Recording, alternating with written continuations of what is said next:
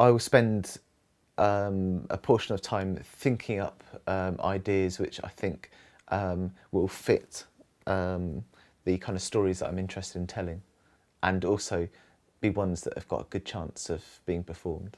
I'm at a stage now where I've had 2 plays on, one play on the Fringe at Theatre503 and a second play at Soho Theatre. Being a writer is not just about writing a play, it's also having a director's hat and a producer's hat and being quite pragmatic. The thing about being a writer is, a lot of people have this, is that their working space is the same as their living space. That doesn't really do much good for your state of mind. You know, you need to kind of just get a bit of a break.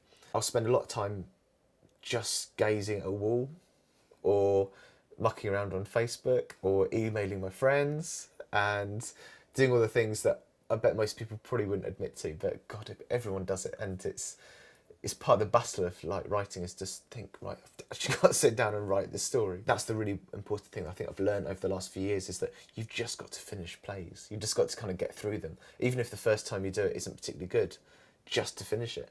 The most important thing that happened to me as a writer was that I got involved with the Royal Court Young Writers Programme. And that, for me, was life-changing.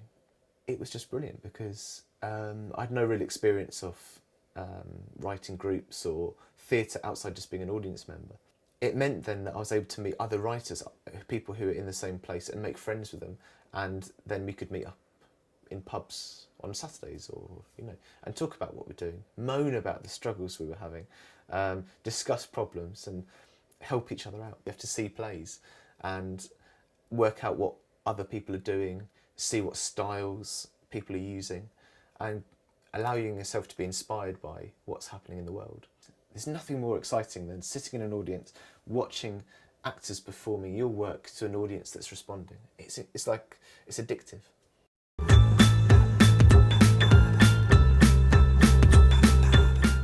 I think the most important part was I did a 3-year writer's course at Rose Bruford. Studied hard for 3 years, and as part of your degree you had to write a full-length play, which I wrote.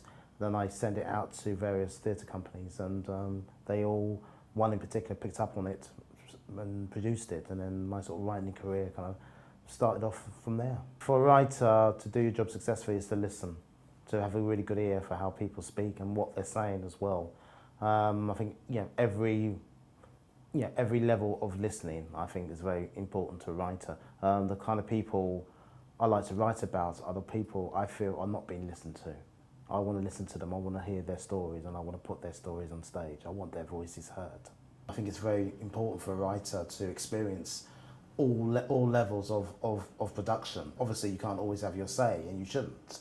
But I do think you should expose yourself to all the levels, because I think it feeds you as a writer. The first half is writing, and the second half is rewriting.